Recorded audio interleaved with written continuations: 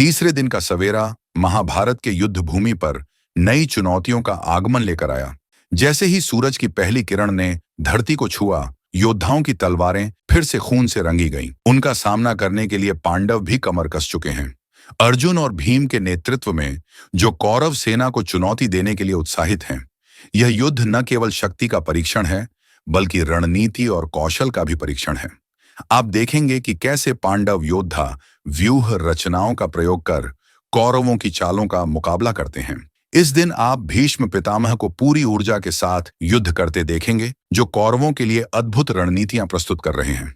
इस दिन का सबसे रोमांचक पल तब आएगा जब अर्जुन और भीष्म एक दूसरे के सामने होंगे। दोनों ही अपने अपने पक्ष की जीत के लिए तैयार रहें। महाभारत युद्ध के तीसरे दिन के लिए, जहां प्रत्येक क्षण कुछ नया और अधिक गहन होता है। यह न केवल एक युद्ध है, बल्कि इतिहास के सबसे वीर और कुशल योद्धाओं का महाकाव्य संघर्ष है, जिसे देखकर आपकी सांसें थम जाएंगे। जुड़े रहे हमारे साथ और गवाह बनिए इस अद्भुत गाथा का। आइए जानते हैं कुछ अन्य और योद्धाओं के बारे में जिन्होंने महाभारत युद्ध के तीसरे दिन अहम भूमिका निभाई। महाभारत युद्ध में सात्यकी की भूमिका अत्यंत महत्वपूर्ण थी। यादव वंश के इस वीर योद्धा ने अपनी अद्वितीय युद्ध कौशल और वीरता से युद्ध भूमि में अपनी छाप छोड़ी।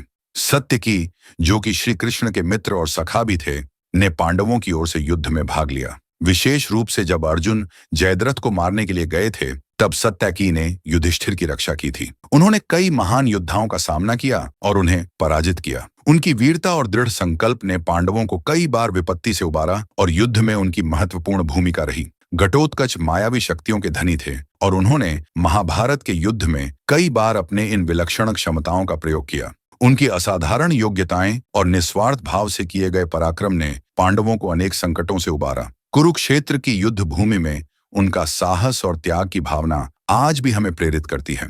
महाभारत युद्ध के तीसरे दिन कौरवों ने विशाल गरुड़ व्यूह का निर्माण किया। यह व्यूह एक शक्तिशाली गरुड़ पक्षी के रूप में बनाया गया था, जिसमें सैनिकों और रथों की व्यवस्था गरुड़ के पंखों और शरीर की आकृति में की गई थी। यह व्यूह एक शक्तिशाली गरुड़ पक्षी बनाया गया, जिसमें सैनिकों और शरीर की आकृति में की गई थी। इस व्यूह रचना में सैनिकों को अर्ध चंद्राकार में व्यवस्थित किया गया था, जो दुश्मन को घेरने और आक्रमण करने में सक्षम था। भीमसेन ने विभिन्न प्रकार के सहयोगी राजाओं के साथ गठन के दाहिने तरफ से मोर्चा संभाला।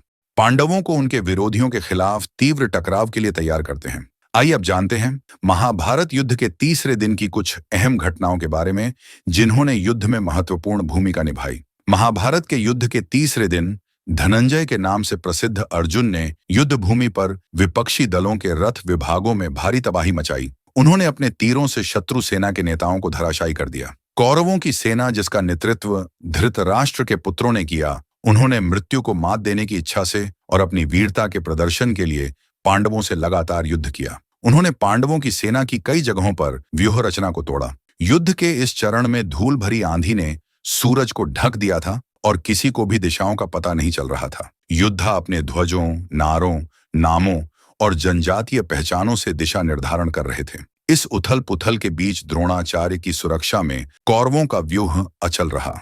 वहीं अर्जुन और भीम की सुरक्षा में पांडवों का व्यूह भी अटूट रहा। युद्ध के मैदान पर महारथी हाथी पर सवार और पैदल सैनिक एक दूसरे से लोहा ले रहे थे और विभिन्न हथियारों से एक दूसरे को पराजित कर रहे थे। जमीन लड़ाई के अवशेषों से अटी पड़ी थी। टूटे हुए हथियार, कुचले हुए मानक और मनुष्यों और जानवरों के शवों ने पृथ्वी को अगम्य बना दिया था। खून से लथपथ धूल जम गई थी और दृश्य एक विश्व समाप्ति प्रलय जैसा लग रहा था। इस नरसंहार के बीच भीष्म, द्रोण, जयद्रथ और शकुनी जैसे अन्य कौरव नायकों ने पांडव सेना को पीछे धकेल दिया। जवाब में भीम, घटोत्कच, सात्यकी और द्रौपदी के पुत्रों ने अपने सहयोगियों द्वारा समर्थित भयंकर प्रतिकार किया और अपने दुश्मनों को ऐसे कुचल दिया जैसे देवता राक्षसों से लड़ रहे हों।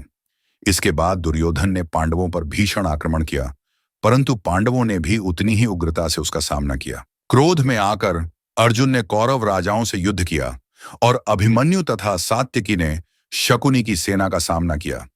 जैसे जैसे युद्ध तेज हुआ, कौरव राजाओं ने अर्जुन को घेर लिया और उसके रथ पर तीरों और तेज भालों की बौछार कर दी।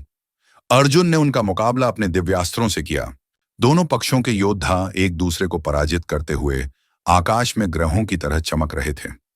इस तरह युद्ध जारी रहा, जिसमें किसी को स्पष्ट विजय प्राप्त नहीं हुई। महाभारत के युद्ध के तीसरे दिन जब कुरुक्षेत्र की धरती योद्धाओं के क्रोध से गूंज रही थी, तब अभिमन्यु और सात्यकी ने गांधार की सेना का सामना किया। ये दोनों महान योद्धा, जिन्होंने अपने शौर्य और वीरता से पहले ही कई युद्ध जीते थे। उनके सामने गांधार की विशाल सेना थी, जिसका नेतृत्व सुबल के पुत्र ने किया था। इस भयंकर युद्ध में गांधार की सेना ने विभिन्न प्रकार के हथियारों से अभिमन्यु और सात्यकी के रथों को घेर लिया। वे अपनी रणनीति और युद्ध कौशल से शत्रु के प्रहार को विफल करने में सक्षम थे। युद्ध के उस चरण में सात्यकी का रथ क्षतिग्रस्त हो गया और वे अभिमन्यु के रथ पर सवार हो गए। दोनों वीरों ने मिलकर गांधार की सेना पर भीषण प्रहार किया। उनके तीक्ष्ण और सीधे तीरों ने शत्रु की सेना को बिखेर दिया। उनकी एकजुटता और युद्ध नीति ने उन्हें इस कठिन युद्ध में विजयी बनाया। यहां महाभारत के युद्ध के तीसरे दिन की एक रोचक कहानी है, जब भीमसेन और घटोत्कच ने अपनी वीरता से सबको चकित कर दिया। युद्ध में जब ये दोनों अपने शत्रुओं पर विजय पा रहे थे, तभी दुर्योधन ने आकर इन्हें रोकने की कोशिश की। घटोत्कच ने तब अपनी असाधारण शक्ति दिखाई और यहां तक कि अपने पिता भीम से भी आगे निकल गए। भीमसेन ने गुस्से में आकर दुर्योधन को बाण से घायल कर दिया, जिससे दुर्योधन बेहोश हो गए और उनके सारथी ने उन्हें मैदान से दूर ले जाना पड़ा। इससे दुर्योधन की सेना घबरा गई और वे भागने लगे। इस बीच युधिष्ठिर और धृष्टद्युम्न ने द्रोणाचार्य और भीष्म की सेना पर बाणों की वर्षा की और उन्हें पीछे हटने पर मजबूर कर दिया। भीम और घटोत्कच ने भी अपनी तरफ से कोई कसर नहीं छोड़ी और दुश्मन की सेना का पीछा करते हुए उन्हें हराना जारी रखा। आखिर में जब सुबाला के पुत्र की सेना को युद्ध में हराया गया, तो अर्जुन ने भी अपनी भावनाओं को बाहर निकालते हुए कौरवों की सेना पर भीषण बाणों की वर्षा की। उनके बाणों की वर्षा ने दुश्मन को भयभीत कर दिया है और वे सब डर के मारे भाग गए। ये युद्ध का तीसरा दिन था, जो भीम, घटोत्कच और अर्जुन की वीरता की कहानियों से भरा हुआ था। जैसे ही कौरव सेना अराजकता में लगी, भीष्म और द्रोण दुर्योधन की भलाई और चिंता में क्रोधित होकर सैनिकों को एकजुट करने का प्रयास करने लगे। दुर्योधन ने स्वयं आकर अपनी सेना का मनोबल बढ़ाया। अपने राजा के प्रयासों को देखकर पलायन कर रही सेना रुक गई। महान क्षत्रिय योद्धाओं ने भी भागना बंद कर दिया और अपने स्थान पर वापस आ गए। उनके नेताओं के प्रोत्साहन से प्रेरित होकर यहां तक कि सामान्य सैनिक भी रुक गए। दुर्योधन ने भीष्म के पास जाकर अपनी निराशा व्यक्त की और उनसे पूछा कि जब भीष्म, द्रोण और कृपा जैसी शक्तिशाली योद्धा उनके पक्ष में हैं, तो उनकी सेना क्यों भाग रही है। उन्होंने भीष्म पर पांडवों के पक्षपाती होने का आरोप लगाया और कहा कि भीष्म ने पहले संकेत दिया था कि वो पांडवों से युद्ध नहीं करेंगे। भीष्म ने मुस्कुराते हुए और क्रोध में अपनी आंखें उठाते हुए जवाब दिया, पांडव युद्ध में देवताओं के द्वारा भी पराजित नहीं किए जा सकते। हालांकि मेरी बुढ़ापे की शक्ति मुझे जो भी करने की अनुमति देती है, मैं वह इस युद्ध में करूंगा। आज मैं अकेले ही पांडवों और उनकी सेना का विध्वंस कर दूंगा। भीष्म की इन बातों से उत्साहित दुर्योधन ने शंख बजाए। पांडवों ने भी उस शोर को सुना और अपने शंख बजाए, जिससे युद्ध के लिए मंच तैयार हो गया। जैसे जैसे दिन ढलता गया और पांडवों को बढ़त मिलती गई, भीष्म ने एक बड़ी कौरव सेना के साथ पांडव सेना पर भयंकर आक्रमण किया। जो युद्ध हुआ वह भयानक था। धनुष की कठोर टंकार और गिरते कवच की आवाज से पौराणिक युद्धों की याद ताजा हो गई। युद्ध का मैदान गिरे हुए लोगों, दोनों मनुष्यों और हाथियों से अव्यवस्थित खून की एक भीषण नदी जैसा दिखता था, जो मानस और अंगों से गंदा था। मलबे और बाधाओं के बावजूद कौरव नेता भीष्म और द्रोण दुर्योधन के हितों की रक्षा करने के दृढ़ संकल्प से प्रेरित थे। भीष्म का निरंतर आक्रमण लगभग अलौकिक लग रहा था। युद्ध का मैदान उसके प्रभुत्व का प्रमाण था, जो युद्ध के मलबे, टूटे हुए कवच, गिरे हुए मानकों और पराजितों की चीखों से बिखरा हुआ था। जैसे ही भीष्म का आक्रमण जारी रहा, पांडव सेना का मनोबल गिर गया। वे भ्रम और निराशा में डूब गए।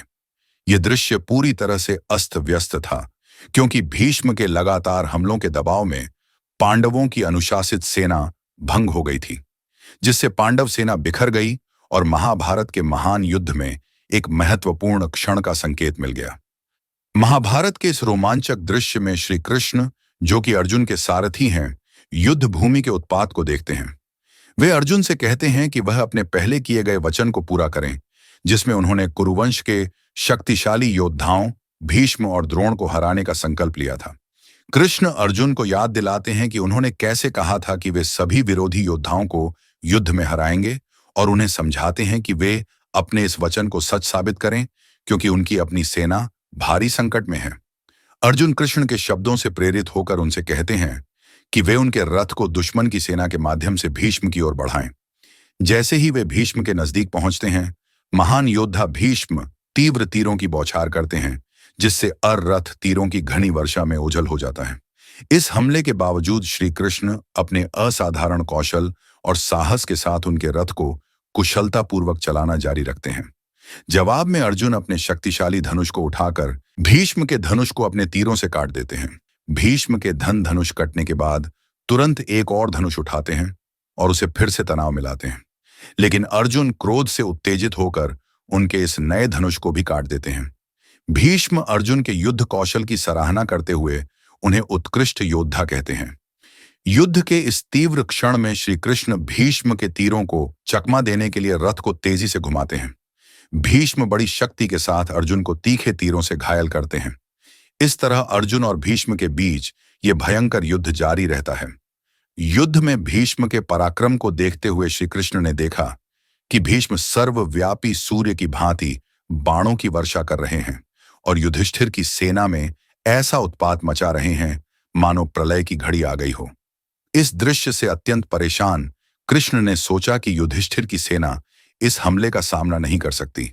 जैसे ही श्री कृष्ण सोच रहे थे, भीष्म ने एक और तीर चलाया, जिससे सभी दिशाएं बाणों से अस्पष्ट हो गईं। सूर्य, आकाश और पृथ्वी बाणों के पर्दे के पीछे लुप्त हो गए। भीष्म की आज्ञा से द्रोण, विकर्ण, जयद्रथ और अन्य योद्धा तेजी से अर्जुन के खिलाफ मैदान में उतर आए। सात्य की एक प्रसिद्ध योद्धा ने अर्जुन को घिरा हुआ देखा और उसकी सहायता करने के लिए हमला किया, जो विष्णु द्वारा इंद्र की सहायता करने की याद दिलाता है। अफरा तफरी के माहौल में श्री कृष्ण अपने रथ से कूद पड़े।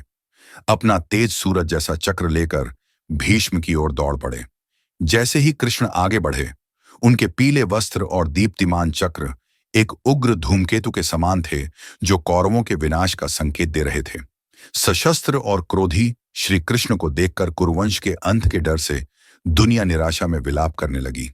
अर्जुन श्री कृष्ण के पीछे भागे और उन्हें आगे बढ़ने से रोकने के लिए उन्हें पकड़ लिया। क्रोधित होकर कृष्ण ने अर्जुन को ऐसे खींचा जैसे तूफान एक पेड़ को खींच लेता है, लेकिन अर्जुन उन्हें 10वें कदम पर रोकने में कामयाब रहे। अर्जुन की प्रतिज्ञा से शांत हुए भगवान कृष्ण अपने रथ पर चढ़े और अपना शंख उठाया, जिसकी ध्वनि से हवा गूंज उठी और पांडव सेना एकजुट हो गई। कुरु योद्धाओं ने अपने स्वयं के शूर, ढूल और हथियारों की झड़प के साथ जवाब दिया। अर्जुन ने अपने शक्तिशाली धनुष कांडीव के साथ भयानक तीर छोड़े, जिससे उग्र बाणों की वर्षा हुई, जिसने भीष्म को आगे बढ़ने से रोक दिया। उसके बाण हर जगह उड़े, शत्रुओं, ध्वजों को काटते हुए और मैदान को विनाश से भर दिया। अर्जुन की धनुष की टंकार ने युद्ध क्षेत्र के अन्य सभी शोरों को दबा दिया। युद्ध का मैदान भयानक हो गया। मृतकों से खून की नदी बहने लगी। युद्ध दृश्य एक पौराणिक सर्वनाश की भयावहता को प्रतिध्वनित कर रहा था। अर्जुन के आक्रमण से अपने नेताओं को लड़खड़ाते देख कौरव हिल गए। गांडीव की भयानक ध्वनि से उनका मनोबल टूट गया। पांडवों की ओर से विजय जय घोष गूंज उठा, जिससे कौरवों का मनोबल और गिर गया। जैसे ही शाम हुई और युद्ध का मैदान शांत हो गया, दोनों पक्ष पीछे हट गए। कौरवों और पांडवों दोनों को भारी नुकसान हुआ, परंतु अंत में पांडवों का पलड़ा भारी रहा।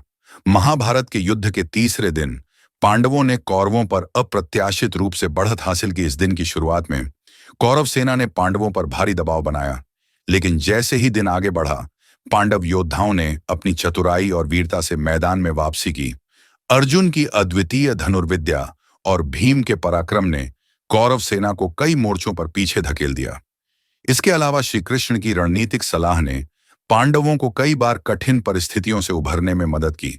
साथ ही घटोत्कच और अभिमन्यु जैसे युवा योद्धाओं ने भी कौरवों के प्रमुख योद्धाओं को चुनौती दी, जिससे कौरव सेना को अप्रत्याशित रूप से नुकसान उठाना पड़ा। दिन के अंत तक पांडवों ने न केवल कौरवों के प्रारंभिक हमलों का सामना किया, बल्कि उन्होंने कौरव सेना के कई महत्वपूर्ण योद्धाओं को युद्ध में पराजित भी किया। इस दिन की लड़ाई ने पांडवों को एक महत्वपूर्ण रणनीतिक बढ़त दिलाई। और कौरवों की सेना के मनोबल पर गहरा प्रभाव डाला। युद्ध के इस दिन का समापन पांडवों के पक्ष में हुआ, जिससे उन्हें आगामी दिनों के लिए नई उम्मीद और साहस प्राप्त हुआ। आपका धन्यवाद कि आपने महाभारत युद्ध के तीसरे दिन की गाथा का आनंद लिया। अगले एपिसोड में हम चौथे दिन के युद्ध के साक्षी बनेंगे। क्या पांडव अपनी बढ़त को जारी रख पाएंगे? इसे जानने के लिए हमारे चैनल को सब्सक्राइब करना न भूलें। फिर मिलेंगे अगले एपिसोड में। नमस्कार।